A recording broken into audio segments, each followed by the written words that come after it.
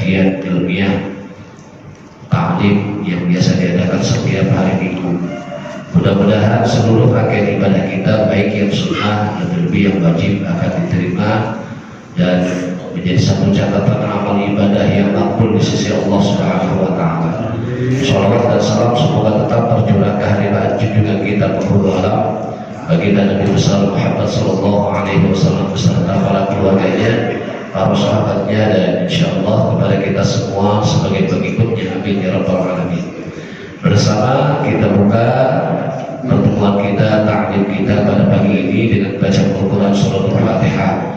Berharap dengan fadilah Surah Al-Fatihah Allah membukakan mata hati kita, Allah memberikan wawasan yang luas tentang keilmuan, dan Allah berikan keridhaan atas ilmu yang kita pelajari. Sekaligus Fatihah ini kita sampaikan untuk jamaah daripada Masjid As-Salam yang mungkin saat ini sedang terbaring karena sakit, baik di rumah sakit maupun di rumah, yang sakitnya berat, ringan maupun sedang.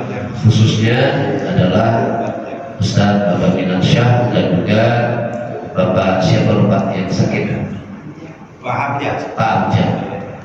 Mudah-mudahan Allah akan penyakitnya Allah sembuhkan agar bisa kembali bisa beraktivitas dan beribadah kepada Allah Subhanahu wa Ta'ala.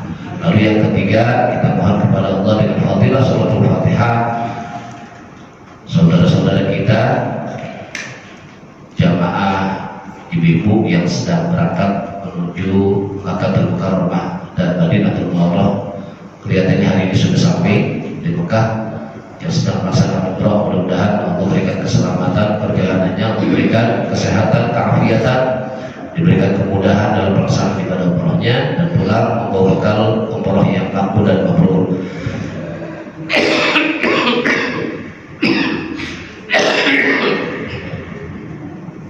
Al-Fatihah kepada Allah. Yusul Thawan Wahid wa Syafiq Fidin wal Wahid walidina walidul ummati muslimin wal muslimat wal mu'minin wal mu'minat la hadratin Nabi Mustafa Rasulullah sallallahu alaihi wa alihi wasallam. Syai'ulillahi lahul Fatihah. A'udzu billahi minasy syaithanir rajim. Bismillahirrahmanirrahim. Alhamdulillahi rabbil alamin. Arrahmanir rahim. Maliki yaumiddin.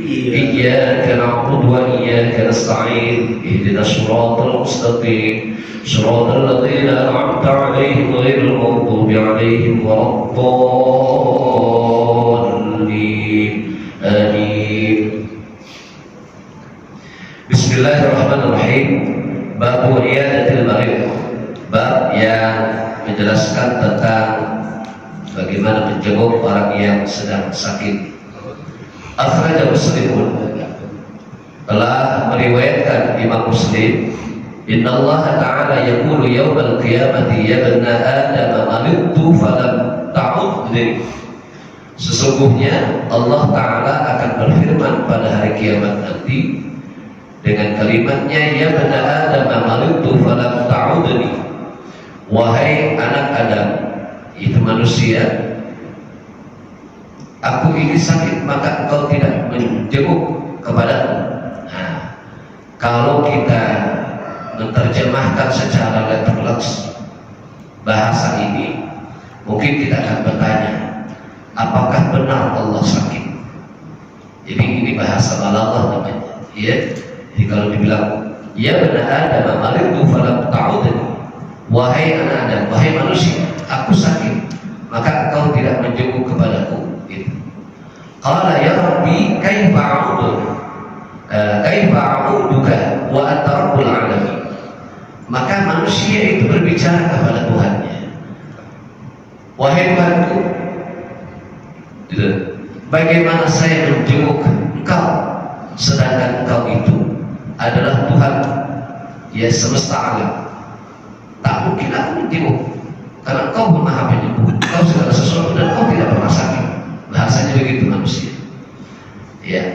Qala ama 'alimta anna 'abdi fulanan marida falam ta'udhu amma 'alimta annaka law 'udtahu lawajadtani indahu ay lawajadta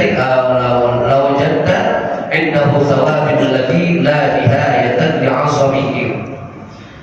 Allah Subhanahu wa Ta'ala berfirman, tidaklah ya Tidak tahukah engkau bahwa hambaku? Jadi sebenarnya Allah menegur kita untuk sesama hambanya. Jadi tidakkah engkau tahu bahwa hambaku si fulan itu sedang sakit? Walau tahu, maka engkau tidakkah untuk menjenguk kepadanya? Amma alimta annaka, tidak tahukah engkau bahwasanya ya, jika engkau menjenguk kepadanya, niscaya engkau akan menemukan padaku pada sisi orang itu. Jadi begini maksudnya, di setiap kita menjenguk saudara kita yang sedang sakit itu, secara tidak langsung kita menemukan Allah yang hadir pada saat itu di sisinya orang yang sakit. Ya, Allah akan bersama orang-orang yang sakit itu, tapi orang-orang yang sakitnya dalam kesabaran.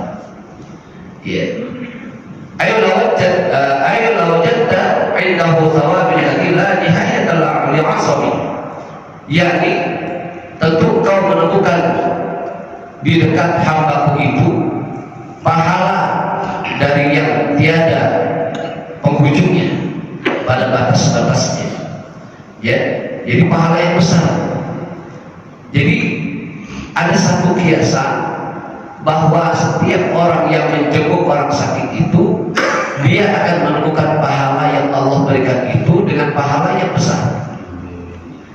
Wa Tabarani, dan meriwayatkan Imam Tabarani, innal 'aida yuzilluhu Allah Ta'ala bi 75,000 malak. Sesungguhnya orang yang menjenguk orang yang sakit itu ya akan dinaungi oleh Allah Ta'ala itu dengan 75.000 ya, 75.000 malaikat yang akan menaungi mereka itu, orang yang sedang menjenguk orang sakit. Makanya betapa besar pahala yang didapat oleh orang yang menjenguk orang sakit itu.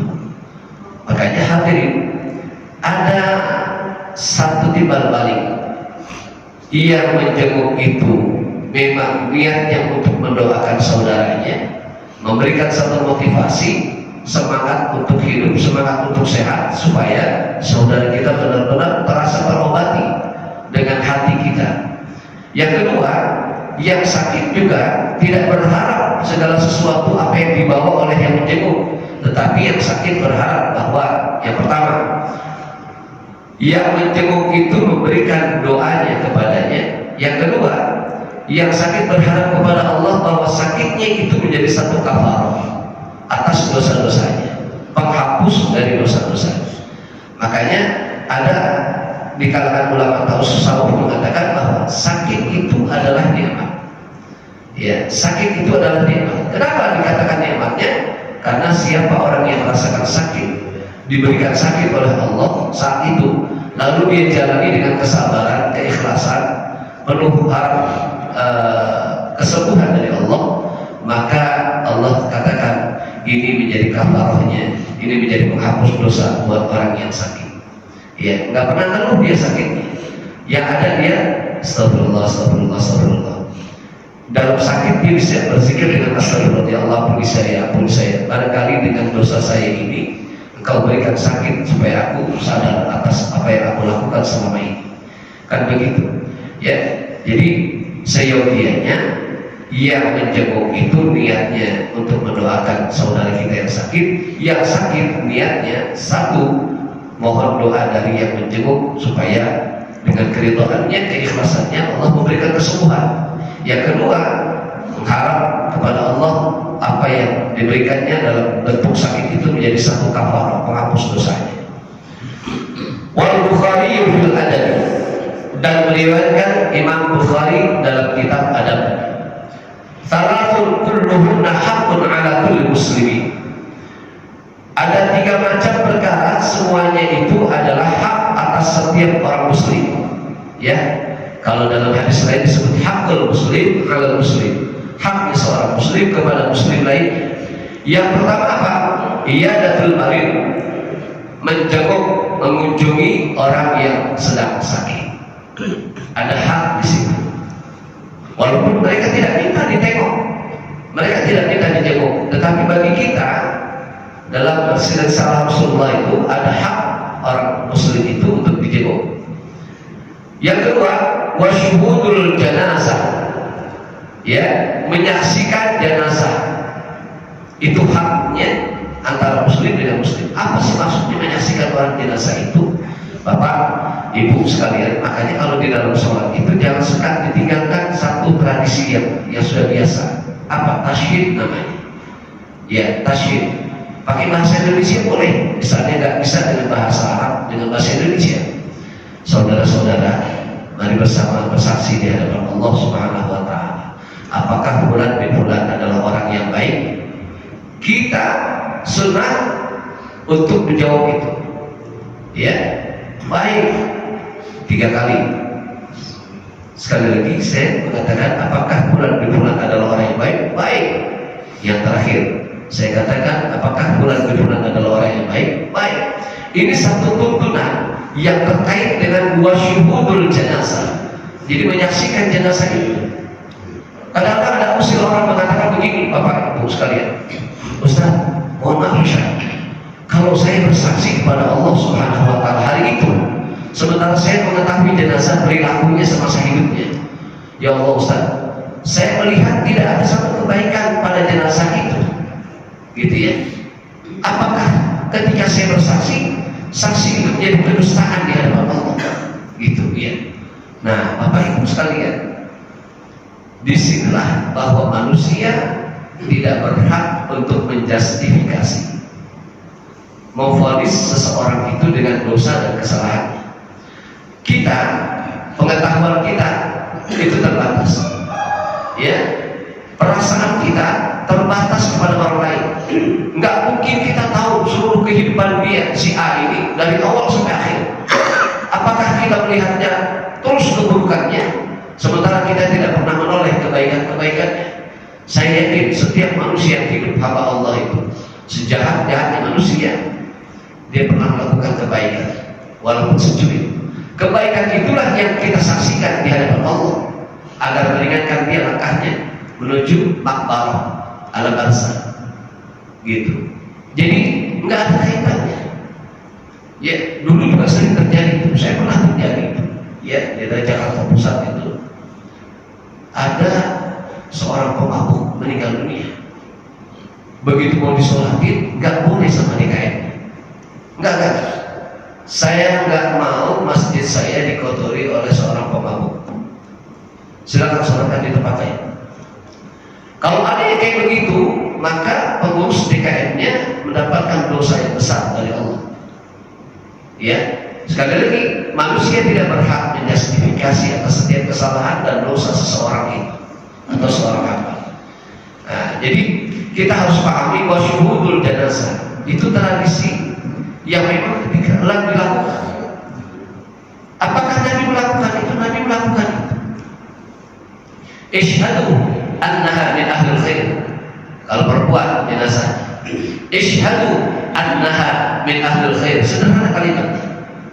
Kalau kita menghafal cepat, isyhadu annaha min ahlil khair. Saksikanlah kepadamu apakah dia orang yang baik. Khair, baik.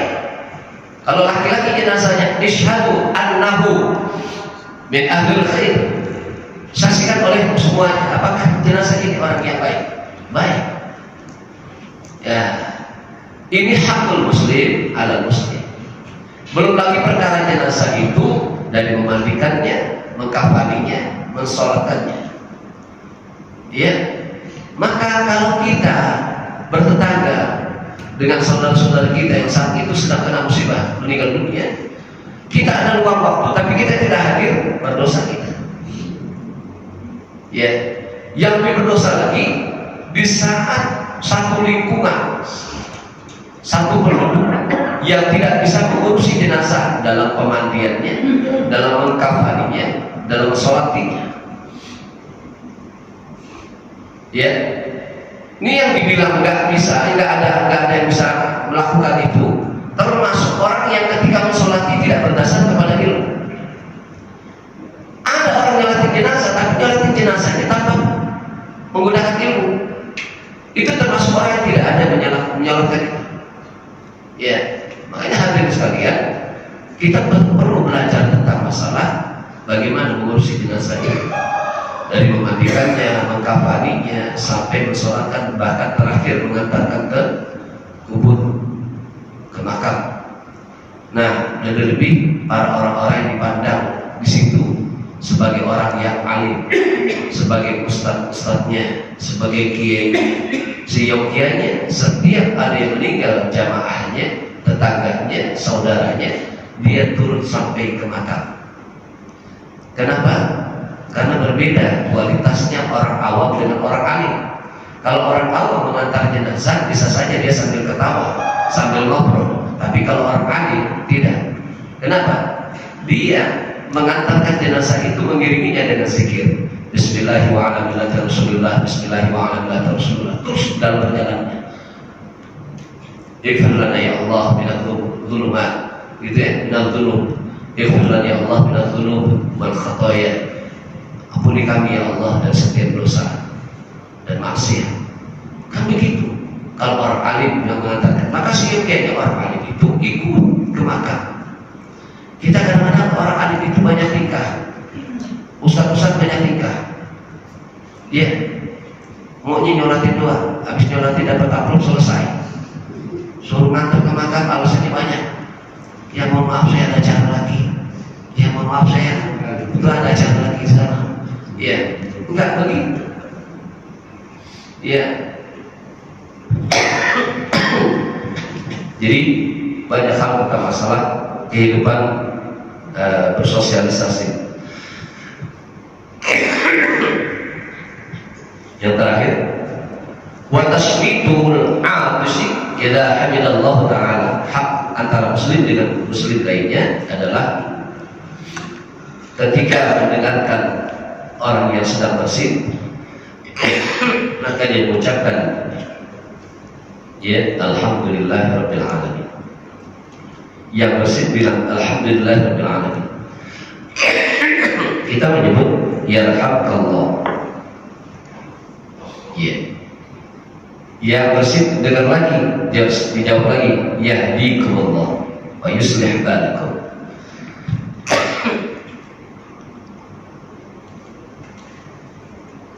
Jadi begitu Bapak hadirin sekalian, ibu-ibu hadirat yang dimuliakan Allah, tentang masalah bagaimana menjenguk orang sakit.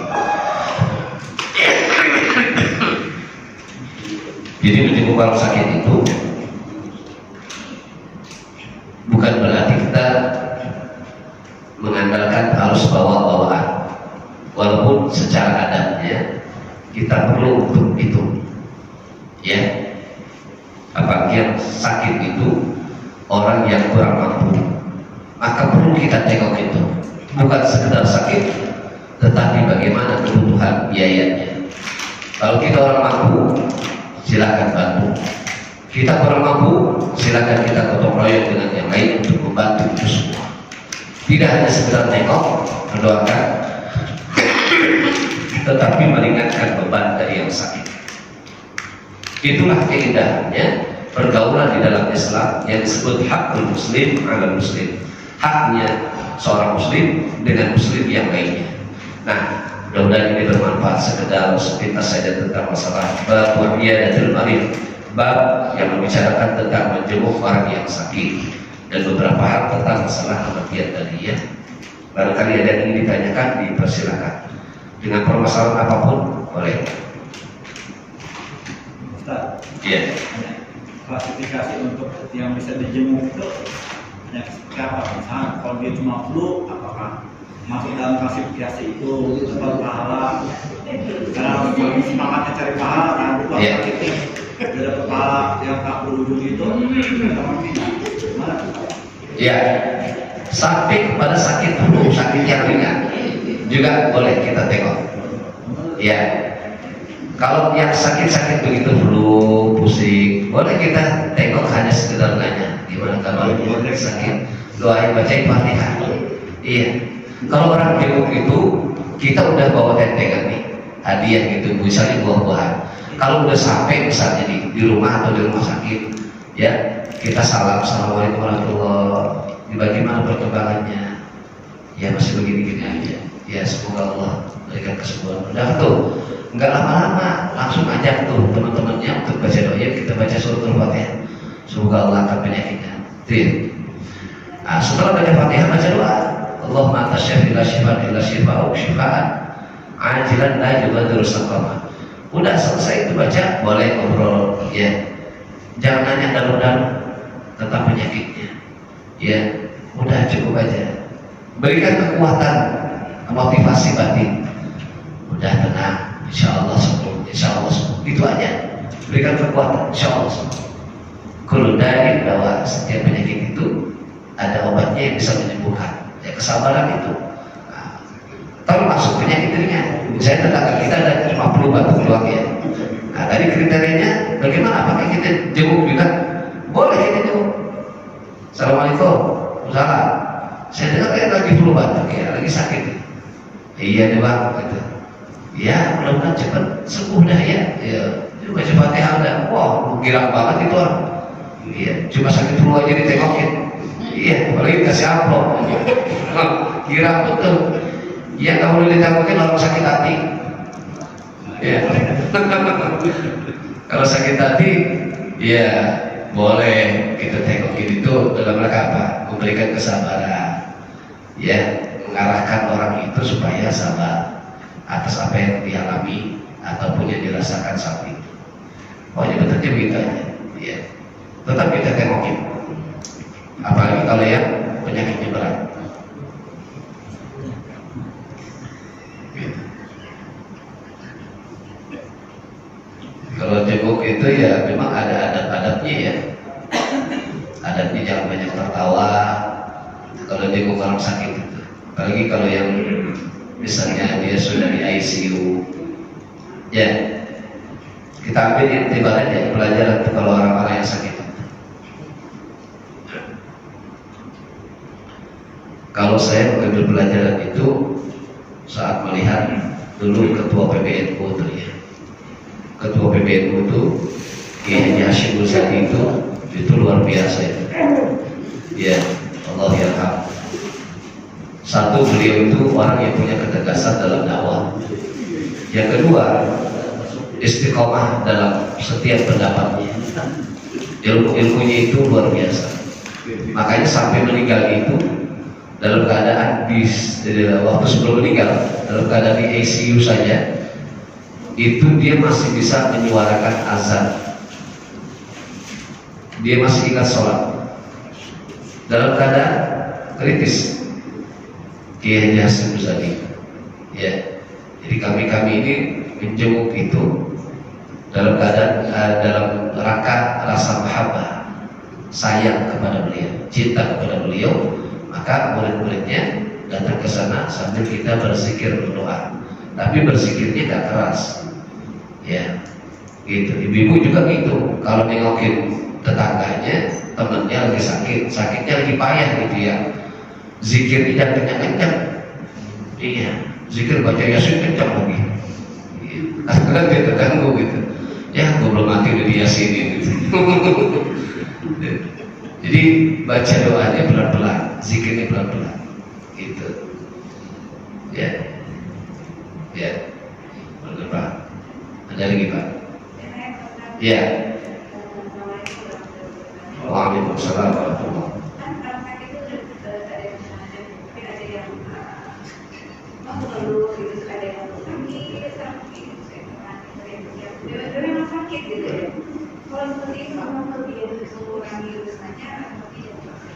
Ya, Allah itu mengukurnya ketika dia dalam keadaan sabar. Sabar itu ketika diberikan penyakit itu dia tidak pernah mengeluh. Tidak pernah mengeluh berarti tidak mengucapkan sakit. Dia hanya mengucapkan alhamdulillah, alhamdulillah, atau minimal itu astagfirullahaladzim. Sebenarnya bentuk kalimat astagfirullahaladzim itu bentuk keluhan tapi yang disukai oleh Allah. Ya, astagfirullahaladzim. Bisa jadi maknanya, ya Allah ampuni segala dosa-dosa saya. Lantaran dosa ini ya Allah, itu yang aku kerjakan ini, lalu Kau berikan aku sakit. Gitu. Semoga ini jadi kafarat. Begitu aja terus tuh orang sakit. Tapi kalau dia sakitnya ngeluhnya waduh luar biasa, ada kalimat-kalimat kasar misalnya keluar, maka Allah tidak masukkan dia dalam keadaan kafarah, penebus dosa. Ya, justru malah dia mendapatkan dosa lagi, nambah dosanya. Jadi kalau orang sakit itu dia ngeluh, ada bahasa kasar, siang dia sakit gak sembuh-sembuh, misalnya gitu, bahasa kasar, siang dia sakit gak sembuh-sembuh, gitu.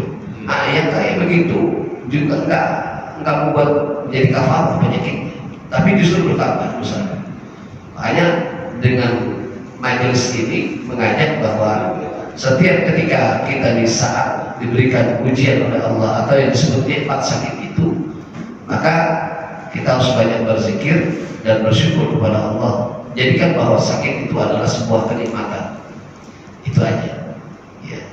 Jadi kalau seandainya mengeluh sakit gitu, itu tidak menjadi kafarah. Yang Allah berikan kafarah itu adalah mereka yang ketika dikasih sakit adalah sabar. Begitu Ibu. Baik.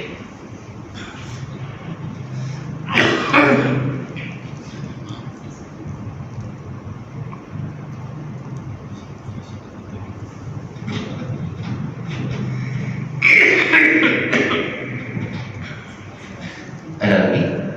Ustaz, Iya. kalau klasifikasi sakit yang tadi dapat kafarah, kalau misalnya si yang sakitnya saya sakit, terus saya nggak dirasa, itu masuk klasifikasi. Nggak dirasa. Iya, jadi ya karena kebutuhan hidup harus bekerja segala macam, dia nggak berasa pada sakit nih. Itu termasuk dengan Allah. Iya. Nggak dirasa penyakitnya berarti kan dia sabar. Oh, Dia menerima ada, maka itu jadi kafarah. Ya, ada kekuatan batin merasakan bahwa sakit itu tetap di jalan, tetap dirasakan. Tapi yang penting dia tidak mengeluh. Kalau sepanjang dia tidak mengeluh, maka menjadi kafarah buat dia. Gitu. Kan di sini Allah menguji dengan segala keikhlasan. Apakah dia ketika diberikan penyakit itu dia ikhlas? Kalau dia ikhlas, berarti dia tidak mengeluh. Kalau dia tidak ikhlas atas penyakit yang diberikan oleh Allah, pasti ada kalimat yang terlontar yang Allah tidak suka. Gitu. Termasuk aduh sakit. Sebenarnya sih wajar orang bicara begitu ya. Karena memang ada yang dirasa. Yang dirasanya itu memang tidak enak, sakit. Nah, lain halnya kalau orang misalnya ketores pisau lagi upas bawah, aduh, misalnya gitu. Itu bukan mengeluh namanya, tapi hanya sekedar spontanitas. Tapi yang mengeluhkan kalau udah sakit itu dia rasain, aduh, ya Allah sakit banget ya Allah.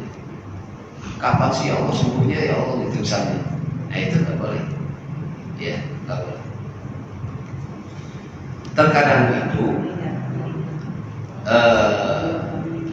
memudahkan orang dalam sakaratul maut itu termasuk itu. Ketika dia menikmati atau mensyukuri apa yang Allah berikan dalam penyakit ini, dia yakin, dia tahu bahwa sakit ini adalah kafarah. Nah itu bisa memudahkan dia. Kalau memang Allah kebetulan memberikan kehendak beda berupa diambilnya ruhnya oleh Allah, maka dia tidak akan merasakan sakit. Ada ketenangan bagi dia. Benar-benar kafarah. Ya. Jadi dia nggak rasain penyakitnya, tetap dia jalani. Karena kan ada orang begitu. Istrinya nggak tahu kalau dia sakit. Kata istrinya cuma bilang, dia nggak pernah ngerasain sakit. Saya sampai nggak tahu dia sakit itu, nggak tahunya begitu anfal, ya. Terus diperiksa ke dokter, ternyata dokter mengatakan dia ada penyakit begini, ada komplikasi segala macam. Saya sama sekali nggak tahu. Berarti sepanjang sakitnya dia tidak pernah dirasakan rasa sakitnya itu. Nah yang kayak begitu tuh orang sabar tidak terus. Ya ada kafarah buat mereka. Semakin lama masa sakitnya itu, semakin besar kafarahnya, semakin banyak kafarahnya. Ya, walaupun kita kalau ditanya mau nggak sakit lama tetap nggak mau. Gitu.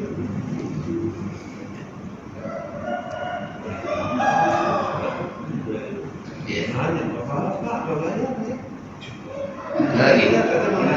Iya. Ini melenceng. Iya. Masalah sholat. Kalau lupa rakaat itu kan ditambah.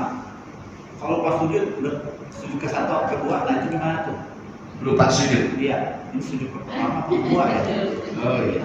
Nah itu gimana tuh? Diambil yang yakinnya. Oh, nggak pernah makan ini? Iya. Enggak ya? Enggak. Tapi kalau lupa rakaat, diambil yang sedikit. Oh, bukan yang banyak ya? Prof? Bukan, diambil yang sedikit. Nanti ketika sudah tahiyat akhir, dia duduknya seperti tahiyat awal dulu. Begitu salam, ya sebelum salam, ya fil alamina innaka hamidum majid, dia sujud syahwi. Ya, subhanalladzi la yanamu wa la yasjud. Itu dibaca 3 kali. Sujud syahwi dikerjakan 2 kali.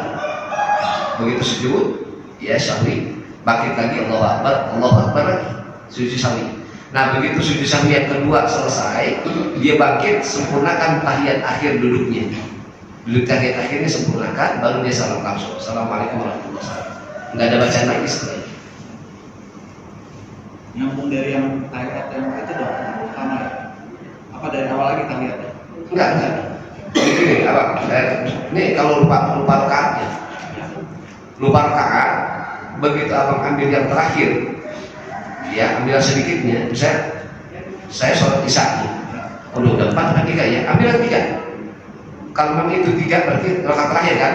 Nah begitu rakaat terakhir itu, setelah sujud yang terakhir, abang duduk tuh baca tahiyat kan, tahiyat akhir, bacanya tetap tahiyat akhir sampai fil alamina innaka hamidum majid. Sebelum salam abang sujud lagi, sujud syahwi, baca sujud syahwi, Allahu Akbar, bangkit, sujud lagi 2 kali.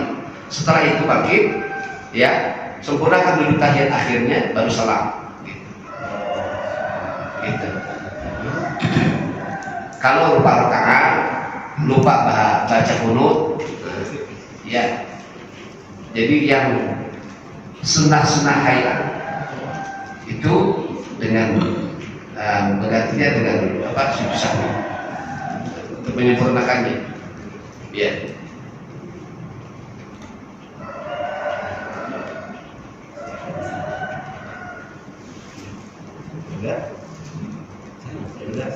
Kalau lupa sujud enggak ya? Kalau cuma lupa sujud. Kalau lupa rakaatnya.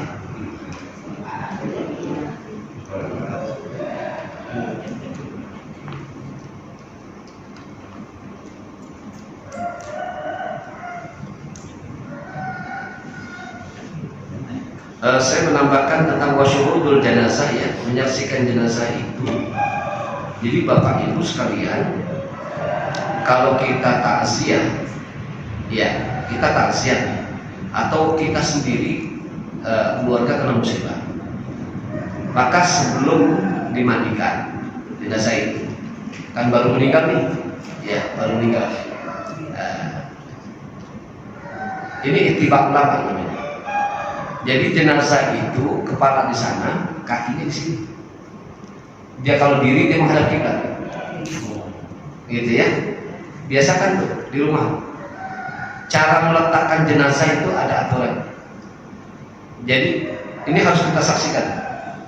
Pada saat baru meninggal, sebelum dimandikan, kan disemayamkan dulu tuh.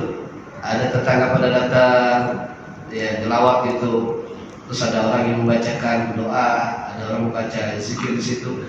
Nah, jenazahnya dalam kondisi dia kepalanya sebelah sana, kakinya sebelah sini. Jadi ketika dia diri, gitu, seandainya dia diri itu lagi menghadap kiblat. Nah, kalau sudah dimandikan, kepala di sana, kaki di sini.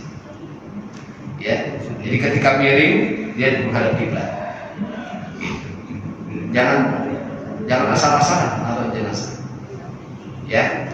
Terus ada lagi yang perlu disaksikan oleh kita. Kadang-kadang cara-cara kita itu untuk melaksanakan atau mengurusi jenazah tidak manusiawi. Yang mana tidak manusiawi? Kalau jenazah itu orang yang rajin sholat, di masjid, dia berjamaah. Terus begitu selesai dikafankan, kan tinggal berangkat tuh nyolatin. Jangan pernah mencoba menyolatinya bukan di masjid, bukan di musala. Kita sering banget itu. Ya, apalagi mungkin maaf, meninggalnya semalam jam 9 udah selesai dimandiin, sudah selesai dikafanin, langsung disolatin. Sebenarnya tidak masalah, tapi perlu kita pahami kalimat menyegerakan jenazah itu bukan seperti itu. Ya, bukan seperti itu. Toh kita nggak berhari-hari. Maksudnya, kalau meninggalnya malam, siang nih, jam 9 boleh, jam 10 dimandikan. Begitu selesai, nunggu waktu subuh. Kenapa? Karena ada kalimat itu bi'arba'ina, dengan 40 jamaah. Kalau ada jenazah yang disolatkan oleh 40 orang itu, ada kafarah buatnya. Kadang-kadang kita memaksakan diri, buru-buru, menyegerakan, enggak bisa begitu. Bukan itu maksudnya. Orang kalau sekiranya meninggal malam, kita sholatnya zuhur besoknya, itu masih tetap kalimatnya sudah disegerakan. Ya, kan nggak seperti orang non-muslim. Ya, orang Chinese misalnya, yang sampai 3 hari, ya dikasih formalin, gitu. Semuanya nggak sampai 3 hari. Kita nggak begitu kan? Tetap. Ya, banyak kitab-kitab yang menjadi rujukan untuk bisa mengurus si jenazah itu sesuai dengan semestinya. Ya, kadang-kadang saya miris gini. Begitu dimandikan jam 9, jam 10 disolatin. Nyolatinnya di samping rumahnya. Di samping rumahnya ada halaman. Halaman ini kita nggak tahu jelas itu ada najisnya atau tidak. Ada kotoran kucing, kotoran ayam, atau kotoran apa saja, kita nggak tahu. Yang jelas walaupun dialasi karpet, tetap ada itu tempat kotor. Nggak semestinya orang disolati di situ. Ya, apalagi kalau orang yang memang dasarnya rajin beribadah berjamaah di masjid. Itu seyogianya dia sholatkan di masjid. Ya kan itu. Udah sholatinnya di rumahnya, di halaman yang nggak jelas, udah gitu di masjidnya dekat. Nah, ini jadi masalah. Gitu. Ya, alangkah baiknya di masjid tapi menunggu waktu zuhur, mengambil azas manfaat. Manfaatnya di mana? Kita dapat jamaah yang agak banyak kan. Zuhur kan biasanya orang ke masjid tuh sholat. Nah, di situ kita bisa dapat dengan kerabat-kerabatnya juga ikut sholat. Nah, itu termasuk kita wasyuhudul jenazah, menyaksikan bagaimana jenazah itu diurusi. Ya, kayak begitu. Hati-hati masalah. Assalamualaikum Ustaz. Ya. Saya kan pernah kerja di salah satu perusahaan belakang. Ya. Ada bos besar yang meninggal. Kebetulan saya kerja jadi sama anaknya, bapaknya ini meninggal. Iya. Kan saya nungguin mayat itu 7 hari 7 malam. Karena dia bilang anaknya kan kepala pengadilan yang di situ Sudirman sendiri. Iya, di CBD. Iya, wilayah. Pengabdian kamu nih sama bapak. Jadi kamu harus nungguin mayat ini 7 hari 7 malam sebelum dikremasi. Karena perintah langsung saya nungguin. Nah, ada teman-teman yang muslim, dia tanya, kamu mendoakan apa? Ya, mendoakan biar dia bisa diterima aja di alamnya. Saya bilang begitu. Oh begitu ya? Ya udah saya nurut deh. Gitu. Nah makanya sampai sekarang ini saya juga masih kaku nih, karena kan dia ini. Iya. Sebenarnya kalau kita yang kita bertaziah itu kita apa yang kita sampaikan ke para pemimpin Islam? Iya. Itu aja. Ini kami kita hadir ke tempat orang-orang yang non-muslim pada saat dia meninggal dunia, maka kita tidak boleh mendoakan. Andai pun kita mendoakannya, tidak akan pernah sampai. Kalau memang tuntutan sebuah toleransi, maka toleransi itu sebatas kita hadir saja. Mau fikih yang tradisional ataupun fikih kontemporer pun itu mengatakan kita sebatas hadir saja. Kalau hadir saja boleh atau tidak? Boleh. Misalnya kawan kita ini orang tuanya meninggal, dia muslim, kita hadir, hanya sekedar toleransi, itu boleh. Sekedar hadir aja, menyaksikan dia sudah. Nggak bisa kita mendoakan, nggak nyambung masalah. Ya. Nah, terus ada kaul yang mengatakan bahwa kita nggak boleh mendoakan orang muslim yang sedang meninggal dunia. Gitu. Kalau saya ikut kepada yang cukup hadir saja, tidak mendoakan. Saya malah dulu pernah bukan ikut, saya diajak kawan saya karena ayahnya meninggal, gitu ya. Ayahnya meninggal, terus ikut mengkremasi. Nah, cuma bukan dibakar gitu, di oven. Nah, itu baru itu saya seumur hidup itu saya menyaksikan manusia di oven. Secara kebetulan ovennya yang bagian depan agak transparan, kaca. Jadi saya betul-betul melihat itu bagaimana orang meliuk-liuk kayak kerupuk gitu. Jadi saya itu sampai nggak bisa makan itu 2 hari karena saya lihat itu perutnya pecah. Begitu pecah semua kan keluar itu kotoran, darah, segala macam itu. Itu memang panasnya luar biasa. Nggak lama itu kering ya udah. Saya nggak ngerti apakah oven itu sama dengan presto ya, sehingga tulang itu lunak. Jadi saya menyaksikan itu, masya Allah, akhirnya lama-lama saya takut. Jadi kalau saudaranya dia meninggal, saya nggak pernah ikut lagi. Saya cuma ikut menyaksikan, kalau pengen tahu gitu seperti apa sih kremasi. Ya orang kalau dibakar, saya ngeri. Ini dioper bukan lebih ngeri lagi sih. Pengalaman. Ya. Ada lagi? Gitu. Ya. Saya pernah gali kubur. Suatu waktu itu belum ada tukang gali. Kita ukur cukup, ditambahin lagi sedikit kurang. Tambah sedikit kurang udah turun udah yang lain. Nah itu kita buatan capek. Tepuk bagaimana gitu? Iya. Memang gimana gitu? Jalan satu-satunya. Gitu ya. Jalan satu-satunya.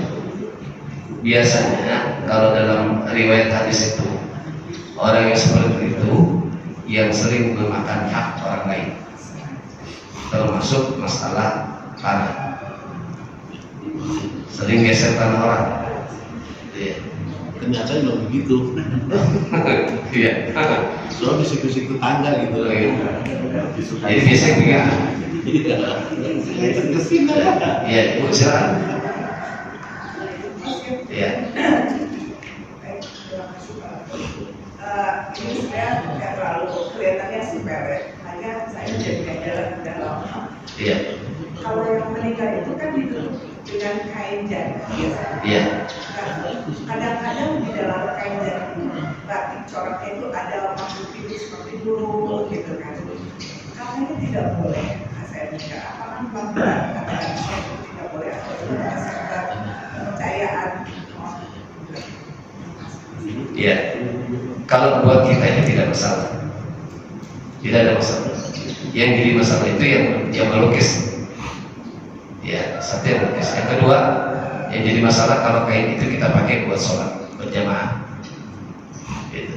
Bapak pakai baju bergambar, sholat berjamaah ada di baris depan. Itu bukan haram, bukan, tapi makruh. Iya, makruh. Sebenarnya sama dengan imam pakai batik. Imam pakai batik dengan corak-corak yang mungkin orang bisa menerjemahkan, maka itu makruh. Iya. Kenapa makruhnya? Ilahnya adalah gambar. Orang pasti akan bermacam-macam mengekspresikan itu. Iya, ini orang sholat baju ini batik ini bagus amat, ini batik Pekalongan apa batik terus nih apa batik dalam hati. Dilihat bagus di gambarnya bagus. Orang jadi akhirnya kegambar. Iya. Apalagi kalau tulisan. Kan sekarang anak-anak muda tulisannya kacau-kacau. Iya. Apalagi tulisannya. Jangan dekati aku sudah punya istri. Kan begitu ada nih. Nah, tapi kalau orang meninggal tuh kain jari itu nggak masalah. Ya, hanya saja yang lebih utama adalah kain polos yang lebih utama.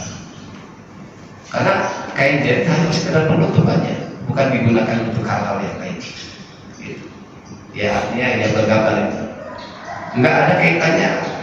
Ini kan bergambar Ustaz, gitu. Bergambar itu maksudnya apa? Ya, kalau dia terjemahkan gambarnya itu merupakan satu kesalahan yang menyebabkan terganggunya tauhid itu, maka nggak ada kaitan. Ya, tapi kalau orang sholat kan dengan baju yang bergambar ada kaitannya. Nah, kalau ini tidak, termasuk orang yang ketika meninggal dunia pada saat mau ditutup wajahnya, terus yang meninggal biasanya si istri, suaminya mau cium dia sebagai pamit, gitu bahasa kita, pamit lalu memberikan keridhaan. Terus suami ngomong sambil mencium, saya ikhlas, saya ridho setiap kesalahanmu, aku maafkan saya juga, selamat jalan sayangku, kan begitu. Selesai dicium, batal atau tidak? Nggak ada kalimat batal. Boleh atau tidak? Boleh, jangan pernah dilarang.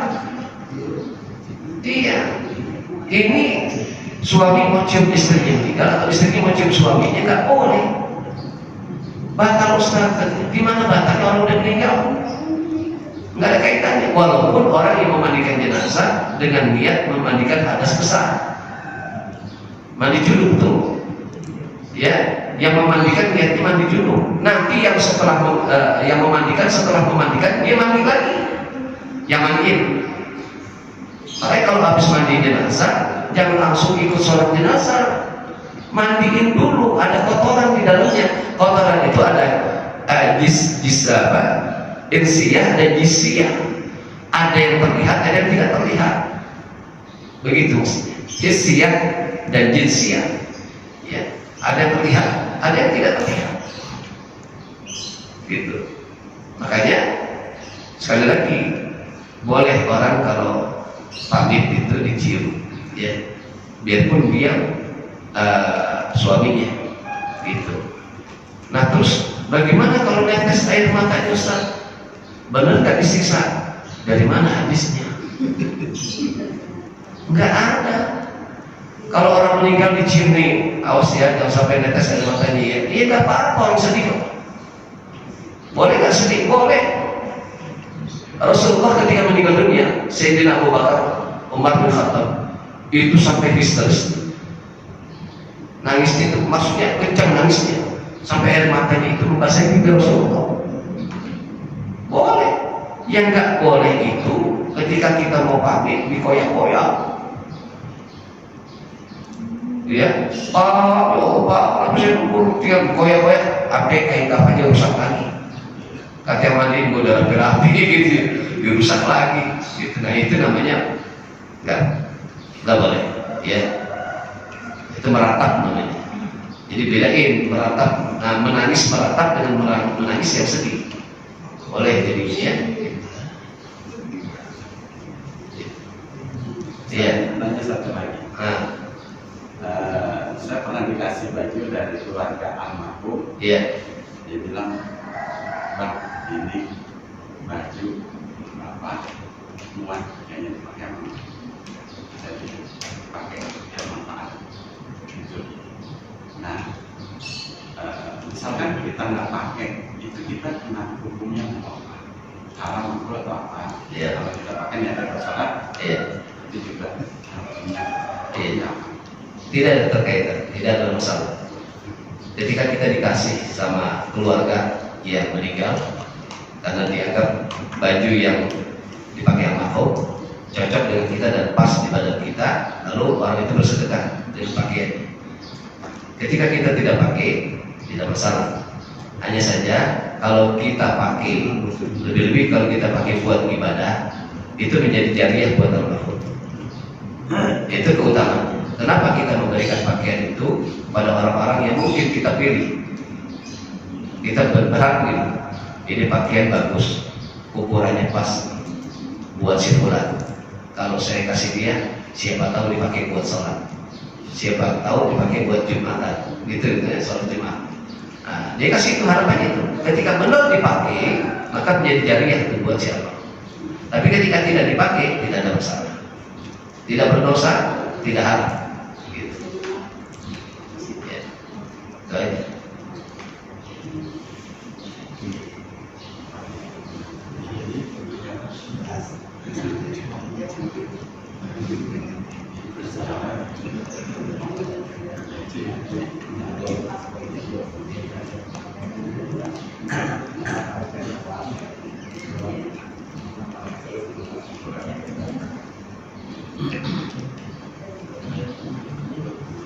Kalau terkait itu ya, terkait kita hadir di tempat-tempat non-muslim di saat mereka ada kena musibah meninggal, nah itu dalilnya adalah ayat Al-Quran yang mengatakan walaqad karramna bani Adam, dan sesungguhnya Allah memuliakan anak-anak cucu Adam.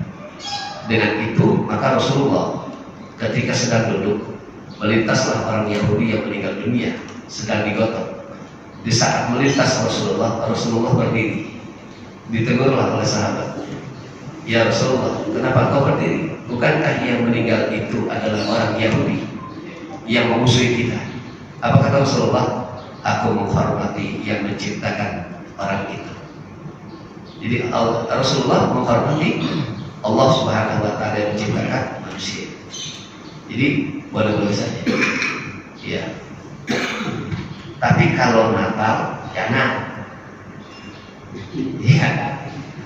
Dikatakan saya sering kalau waktu masih tinggal di Jakarta itu sering saya jadi toleransi yang kebablasan. Ya, toleransi yang kebablasan.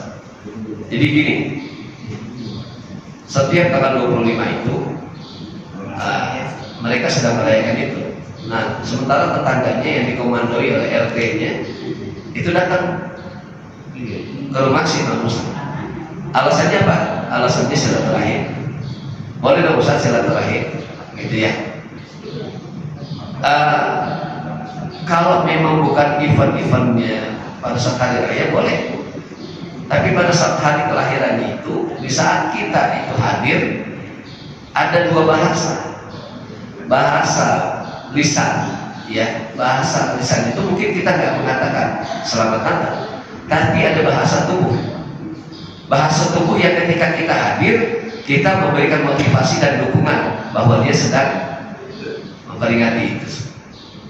Maka itu yang tidak boleh, ya, gitu. Jangan salah saya ngomong kebetulan sedikit lagi kita mau, ya, saudara-saudara kita mau merayakan itu semua. Jadi hati-hati. Dengan bos kita bagaimana? Ustaz, saya kalau nggak ucapnya nggak enak, tetap harus dijaga. Jadi yang tidak membolehkan dua hal. Ada kalanya bahasa tubuh, ada kalanya bahasa kalam, ucapan. Dengan ucapan jelas, dengan bahasa tubuh ada orang yang ngerti ada yang tidak. Itu doang. Makanya saya tegur waktu itu pengurus RT-nya. Kenapa Pak harus hadir? Yang miris nih, yang miris ya. Jadi mereka itu datang itu dari sebelum asar. Orang Islam datang ke rumah orang Muslim dalam perayaan Natal. Sebelum asar dia datang, begitu maghrib dia pulang. Berarti kan asarnya kagak dikerjain. Apa iya bisa rame-rame sholat di situ orang lagi Natal? Kan mungkin. Sampai saya terus itu, Pak, ini keharaman yang nyata. Udah ninggalin sholatnya sengaja. Ini kacau nih akidah nih kalau begini. Saya bilang begitu. Akhirnya dia minta penjelasan. Saya jelasin. Kebetulan waktu itu ada kitab yang saya bawa. Nih, lihat kitabnya. Nah, Nah, kalau kita ngaji sampai ke sana, akhirnya alhamdulillah tuh udah berubah. Tapi sebagian enggak. Karena mereka menganggap itu toleransi. Ya, cuma toleransi yang kebablasan. Baik, hadirin sekalian, kalau tidak ada lagi sampai di sini dulu. Dikit boleh Ustaz? Iya, Pak. Saudara mewakafkan tanah. Iya. Dibuat ada salah misalnya gitu ya. Menurut saya itu akhirnya nggak berjalan. Nah, tanah itu diambil lagi dijual sama keluarganya, dibagi-bagi itu bagaimana? Tidak boleh. Nggak boleh. Sesuatu yang sudah diwakafkan tidak boleh diambil. Ya, tidak boleh dikembalikan. Apapun bentuk wakafnya. Yang kecil aja. Saya mewakafkan kain untuk di masjid ini. Barangkali ada musafir yang ketika mau sholat celananya kotor ganti dengan kain. Maka siapapun tidak boleh bawa pulang untuk kain. Itu wakaf. Lagi dan lebih kecil lagi, renovasi masjid ini. Ada satu paku. Itu paku bagian dari wakaf dari masjid. Kalau kita ambil paku dari masjid, maka tidak boleh. Ya, haram hukumnya. Apalagi ini tanah yang diwakafkan. Makna wakaf berasal dari wakafah, arti berhenti. Berhenti untuk apa? Berhenti untuk memiliki. Bapak punya tanah 1000 meter. Saya mewakafkan tanah saya ini untuk pemakaman misalnya. Nah, begitu sudah ada ijab kabulnya dengan masyarakat, saya wakafkan tanah ini untuk penggunaan pemakaman masyarakat di sini semuanya. Maka sudah jatuh tuh, biarpun belum tertulis, karena lisan itu sudah menjadi ijab kabul yang sah, gitu ya.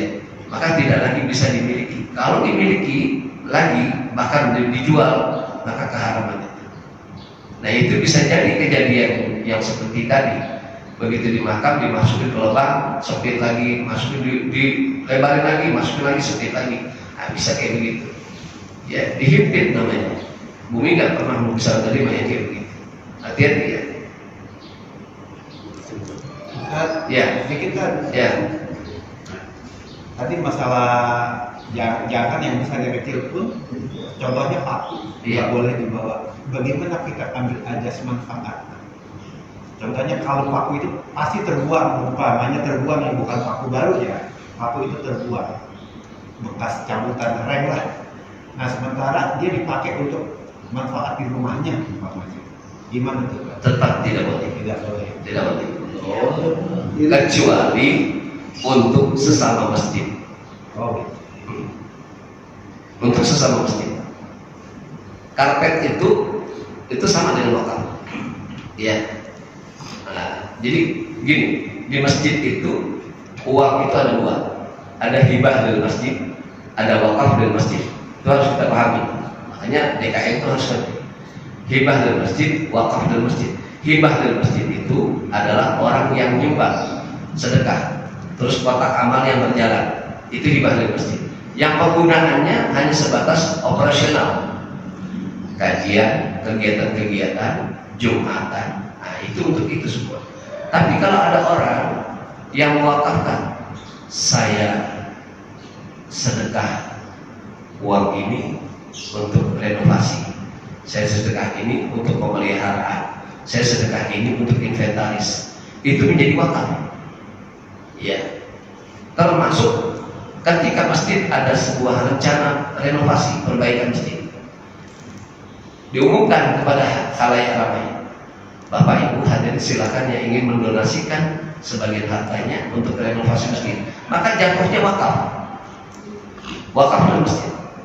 Nanti segala sesuatunya harus untuk masjid, tidak boleh dibawa pulang, tidak boleh diambil.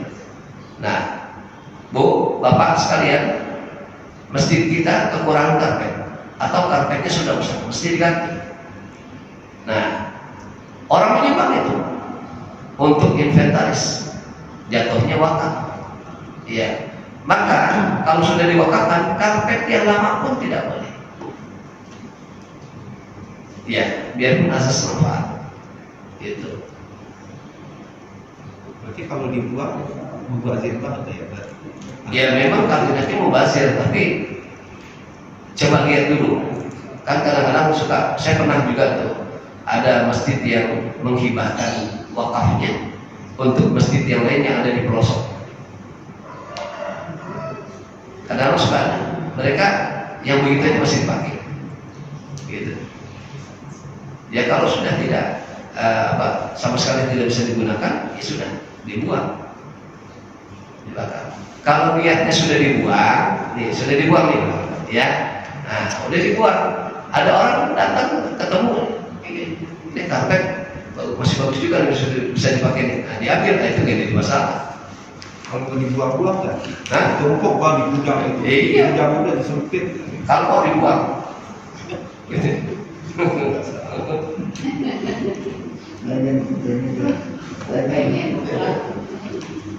Iya, nggak boleh. Kalau untuk ke musola gimana Ustaz? Boleh sama kebagian. Iya.